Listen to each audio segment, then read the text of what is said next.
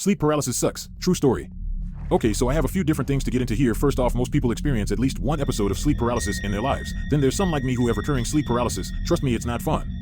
For those who are unaware, sleep paralysis is when you wake up while your body is still shut down from REM sleep. Your eyes are open, you are aware, and you cannot move. This can be terrifying as you are completely vulnerable. It's also very common in this state to experience either audio or visual hallucinations. Others think they are seeing paranormal entities in this state.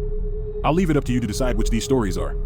My first experience with sleep paralysis was while I was training in the U.S. Army. As I was an advanced individual training for my specific job in the military, it was more lax than in basic training. My wife at the time had come out to Arizona where I was training, and I was granted a 4-day pass allowing me to stay off post for a few days. My wife and I got a hotel room in the local town so we could spend some much needed time together and sleep in the same bed for a change, something that we haven't done since I shipped out to basic. Anyway, I'm unaware of any history, nor do I remember the name of the hotel, but the first night was pretty normal, all things considered. Until we went to sleep, that is. I remember waking up randomly. Now this isn't very unusual for me as I have insomnia and struggle to fall asleep and even stay asleep. However, what was unusual was that I couldn't move.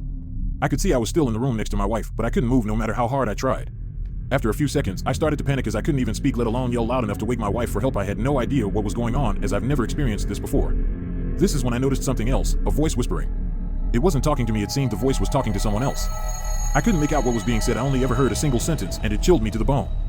Take away anyone who could love him. I was panicking at this point, and it seems my hyperventilating woke my wife up. She turned on the light and shook me, and I suddenly had control of my body again. I broke down, I was so freaked out, and told her what I had just experienced. We chalked it up to a really bad nightmare, and she fell asleep not long after that. I couldn't fall back asleep out of fear it would happen again. Over the years, I'd experienced the same thing, only to a more mild degree. I never heard a voice again, but would have more episodes throughout the years. I eventually got out of the army and got divorced from my first wife. I remarried some time later, and my new wife and I eventually moved back where I grew up.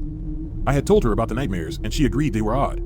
I eventually did some digging after stumbling across a documentary on Netflix on sleep paralysis. I now knew what I had been experiencing and discovered that the recurring episodes were pretty rare, especially in the degree I experienced them in. I would have a few more episodes, but never really bothered waking her up over them. Usually I'd just go use the bathroom and get a drink before going back to bed. I was pretty used to it now.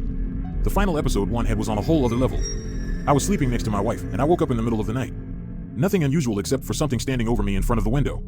It was a tall figure wearing what looked like a robe made of burlap. I saw its face was made of clay and had a smiley face drawn into its face.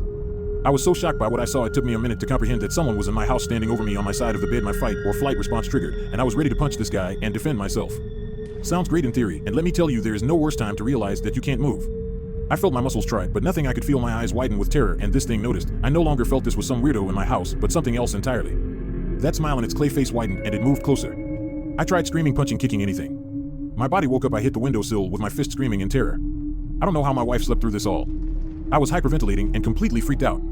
I got up, checked the house, and took a breath. I laid back in bed, but didn't go back to sleep. Since then, I haven't had a single sleep paralysis episode. Not sure why they stopped or if they will come back later. Sorry for how long this was. If you managed to read it all, I really appreciate it.